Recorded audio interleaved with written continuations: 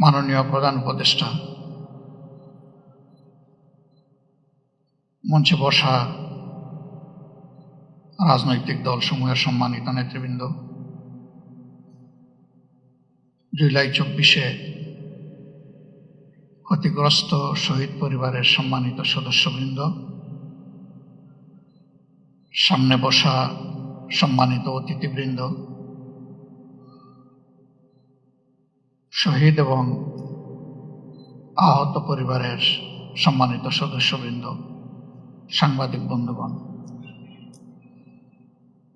প্রথমে আমাকে এখানে ইনভাইট করার জন্য আমি আজকের আয়োজক সংস্থা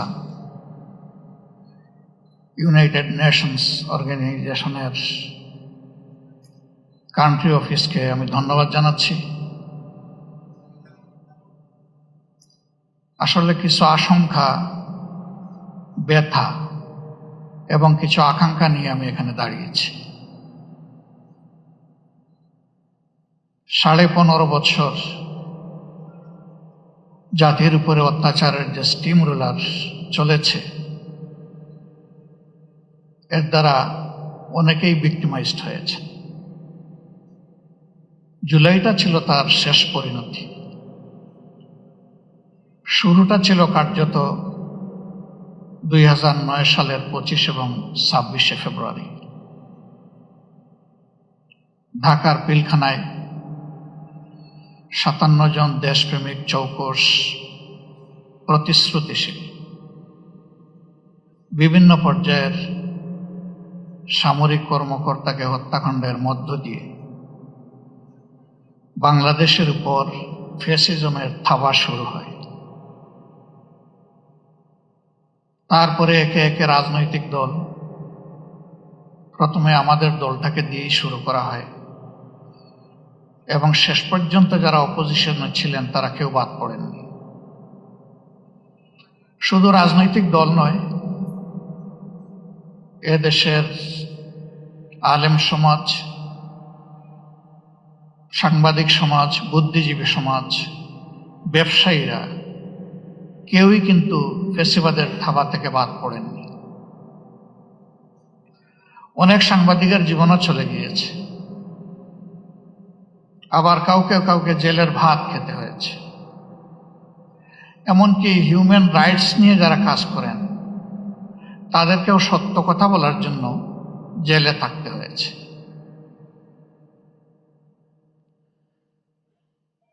এর পাশাপাশি নতুন আরেকটা সংস্কৃতি বাংলাদেশ দেখেছে, যেটাকে বলা হয়েছে আয়নাঘর। এ সংস্কৃতি এর আগে বাংলাদেশ কখনো দেখেনি এবং ব্যক্তিগতভাবে আমি নিজেও তার সাক্ষী।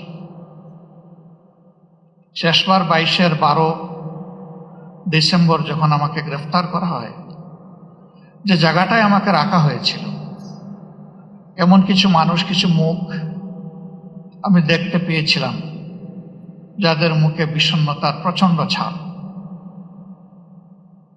পরবর্তী পর্যায়ে জেলে যখন গিয়েছি, তখন সেই মানুষগুলা কেউ কেউ এগিয়ে এসে বলেছে, আমরা ওই দিন ওই রাতে অমুক জায়গায় আপনাকে দেখেছি। জিজ্ঞেস করেছিলাম, আপনি কোথায় ছিলেন? বলে যে আমি ওখানেই ছিলাম। কত সময় ছিলেন? হাসতে হাসতে বলে, কত সময় নয়, ঘন্টা নয়, দিন নয়, মাস নয়, আমাকে জিজ্ঞেস করুন আমি কয় বছর ছিলাম। অথচ আমাদের আইনে স্পষ্টভাবে ডিরেকশন দেয়া আছে, কাউকে গ্রেফতারের 24 ঘন্টার ভিতরে অবশ্যই তাকে আদালতে তুলতে হবে। কিন্তু না, তারা আদালতের মুখ দেখেননি। তারা জানেন না তাদের পরিবার পরিজন কে কিভাবে আছে, পরিবার জানে না তারা আদৌ বেঁচে আছে কিনা। আমি সকল আয়নাঘর দেখিনি, আমি যেটা দেখেছি আমি বুঝতে পেরেছি এটি মধ্যম মানের, এটি চরম নিকৃষ্ট মানের নয়। সেই জায়গাগুলোতে কি হয়েছে সে কাহিনী যারা ভুক্তভোগী তারাই ভালো বলতে পারবেন। রাজনৈতিক দলগুলো নিজেদের অবস্থান থেকে বারবার তার প্রতিবাদ জানিয়েছে, কিন্তু তার প্রতিকার আমরা পাইনি, করতে পারিনি। শেষ পর্যন্ত আমাদের যুব সমাজের অতি ছোট্ট এবং সাধারণ একটি দাবিকে নিয়েই তারা রাস্তায় নেমেছিল। অতীতের মতো একই খান্ডায় একইভাবে তাদের সেই দাবিকে স্তব্ধ করে দেওয়ার জন্য চেষ্টা করা হয়েছিল। 15 জুলাই রাতে ঢাকা বিশ্ববিদ্যালয়ে যা ঘটেছে, বিশ্ববিদ্যালয়ের ইতিহাসে এটি ছিল আনপ্রেসিডেন্টেড। এর আগে তার কোনো উদাহরণ ছিল না। রাজনৈতিক কর্মীদেরকে লেলিয়ে দেওয়া হয়েছিল। তারা একই সাথে আঘাত করেছে ছেলেদেরকে, আমাদের মেয়েদেরকেও বাদ দেয়। কার্যত এই মুভমেন্টটা এখান থেকেই মোমেন্টাম পেয়েছিল। এরপরে একে একে আবু সঈদের হত্যাকাণ্ড এবং বাকি হত্যাকাণ্ডগুলো শেষ পর্যন্ত জুলুমের অবসান করতে সক্ষম হয়েছে। আমি জাতিসংঘের ফ্যাক্ট ফাইন্ডিং কমিটিকে আমার দল এবং বাংলাদেশের মজলুম জনগণের পক্ষ থেকে ধন্যবাদ জ্ঞাপন করি। তারা স্বল্পতম সময়ে এগিয়ে এসেছেন এবং বাস্তবতা তারা তুলে আনার চেষ্টা করেছেন। কিন্তু তারা যেটুকু এনেছেন এটা আংশিক মাত্র, এটি পূর্ণাঙ্গ নয়। তার বাইরেও জুলুমের বিস্তর ক্ষেত্র রয়ে গেছে। আশার দিক, নতুন সরকার গঠিত হয়েছে ফ্যাসিজমের পতনের প্রেক্ষাপটে। বিচারের জন্য ট্রাইব্যুনাল গঠন হয়েছে, বিচারক নিয়োগ হয়েছে, তদন্তকারী সংস্থা হয়েছে, প্রসিকিউশনও নিয়োগ হয়েছে। কিন্তু এটি সত্য, এখন 1 বছর ছুঁই ছুঁই এ সময়ের ভিতরে কিন্তু বিচার এখনো দৃশ্যমান হয়নি। আমরা বিশ্বাস করি এই প্রক্রিয়ার সাথে যারা সম্পৃক্ত তারা তাদের সর্বোচ্চটা দিয়ে চেষ্টা করছে। সরকারের কাছে আমাদের অনুরোধ, এই এফোর্ট কি যথেষ্ট, নাকি এই জায়গায় আরো কিছু করার আছে? যদি আরো কিছু করার থাকে সেটিই তো করা উচিত। সারা বাংলাদেশে আমার মতো আপনারা অনেকে ঘুরেন, সব জায়গায় তো কান্নার রোল। কেউ আপনজন হারিয়ে, আর কেউ নিজেকে হারিয়ে।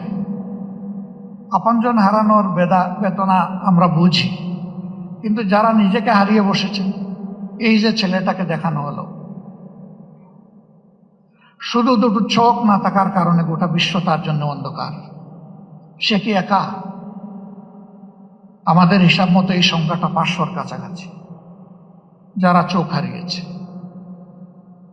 হাত পা হারিয়ে, মেরুদণ্ডে আঘাত পেয়ে, বুলেট বিদ্ধ হয়ে হাসপাতালের বিছানায় কিংবা নিজের বাড়িতে পড়ে প্যারালাইজ হয়ে কাতরাচ্ছে, এই সংখ্যাটা 250-র উপরে। যারা বিছানায় পড়ে আছে আর যারা জীবন্ত লাশ হয়ে ঘুরছে, সেই সংখ্যাও 5000 কম নয়।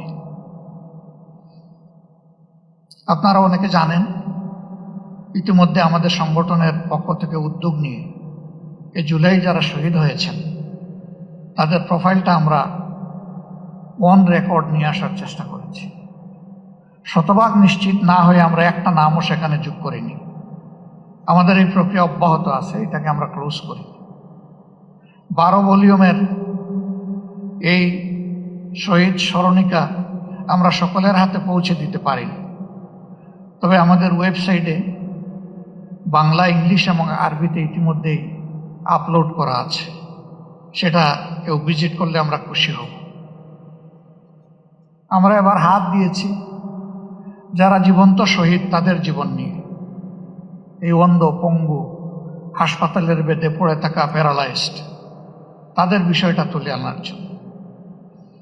আমি সরকারকে অনুরোধ করব, এই কাজটা পূর্ণাঙ্গ যথার্থতা পাবে যদি সরকারি উদ্যোগে এটা হয়। আমরা আমাদের দিক থেকে পূর্ণ সহায়তা দিব ইনশাআল্লাহ। যা আমাদের কাছে ম্যাটেরিয়ালস আছে তা দিয়ে, এবং আরো যা প্রয়োজন আছে আমাদের পক্ষে সম্ভব সঙ্গত সবকিছু দিয়ে। ইতিহাস যেন হারিয়ে না যায়, ইতিহাসটাকে ধরে রাখা উচিত এবং শ্রদ্ধার সাথে এটা আমাদেরকে স্মরণ করতেই হবে। আজকে আমাদের এই বসাটাও ওই ত্যাগের বিনিময়ে। ওই ত্যাগটা না হলে আমার নিজেরও অবস্থা কি হতো আল্লাহ ভালো জানেন।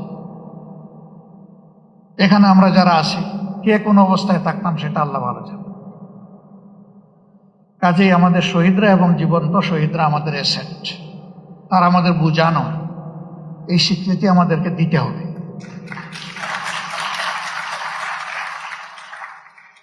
আমাদের সম্পদকে মুখে নয় বাস্তবেই সম্মান দেখাতে হবে। সরকার এবং জাতির পক্ষ থেকে সেটা যেন নিশ্চিত করা হয়। এ বিষয়ে নিশ্চিত করতে হলে তিনটা জিনিস প্যারালাল চলতে হবে: বিচার, সংস্কার এবং নির্বাচন।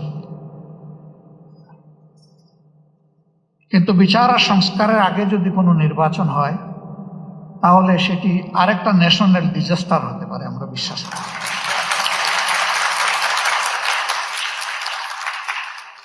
গত ২৬ তারিখ চীন মৈত্রী সম্মেলন কেন্দ্রে, সেখানে শহীদ পরিবার সোসাইটির একটা আয়োজন ছিল। ২-৪ জন বক্তব্য রেখেছেন, পুরোটা শুনতে পারিনি আমার অসুস্থতার কারণে, আংশিক শুনে আমি চলে গেছি। তাদের প্রত্যেকে অত্যন্ত সিংহের মতো গর্জন করে বলেছেন, বিচার না দেখা পর্যন্ত আমরা কোনো নির্বাচন দেখতে চাই না।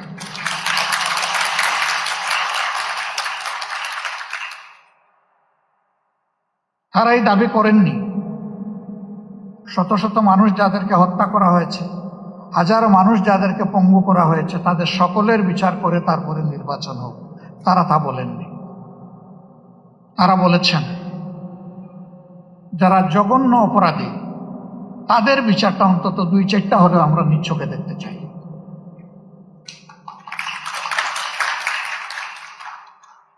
আমরা দেশ এবং জাতিকে ভালোবাসি সবাই। জাতিসংঘ ফ্যাক্টস ফাইন্ডিংয়ে যে ফ্যাক্টসগুলা তুলে এনেছে তার সাথে যেগুলা অপূরণ আছে সেগুলাকেও সংযুক্ত করে বিচারটা ঠিকমতো হোক। তবে আমি অত্যন্ত দৃঢ়তার সাথে বলবো যে ও বিচার আমাদের উপর করা হয়েছে, দল হিসাবে আমাদের নেতৃবৃন্দকে খুন করা হয়েছে বিচারিক আদালতে। এ ধরনের কোনো বিচারও দেখতে চাই না।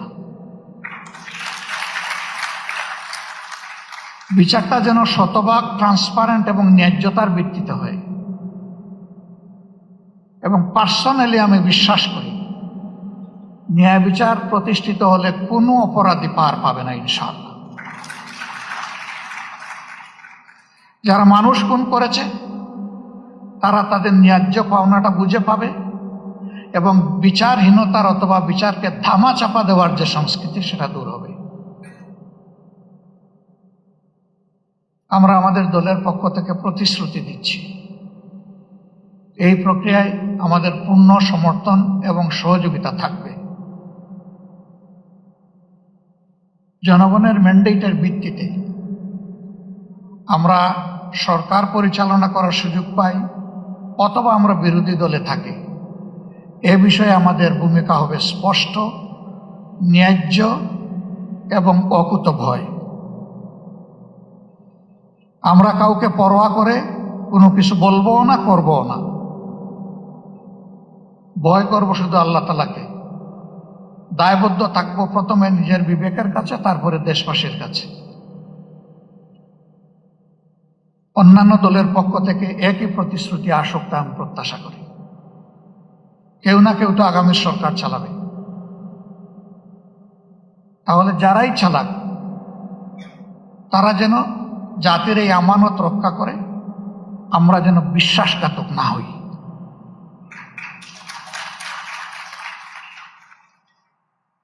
আল্লাহ রাব্বুল আলামিন এই ন্যায় বিচার কায়েমের পথে আমাদের সরকার এবং জুডিশিয়ারি দুইটাকে আপোষহীন পথ চলার তৌফিক দান করুন। এবং আমি এখানে আরেকবার বলবো, জুডিশিয়ারি আমাদের স্বাধীন, এই কথা শুনতে শুনতে কান দুটো প্রায় বন্ধ হয়ে যাওয়ার উপক্রম হয়েছে। এটারও অবসান ঘটুক এবং সত্যিকার অর্থেই জুডিশিয়ারি স্বাধীন হোক। জুডিশিয়ারি তার পূর্ণ স্বাধীনতা ভোগ করুক, তাহলে আমরা মিনিমাম ন্যায় বিচার পেতে পারি বলে আশ্বস্ত হব। সবাইকে আরেকবার ধন্যবাদ। আসসালামু আলাইকুম রহমতুল্লাহ।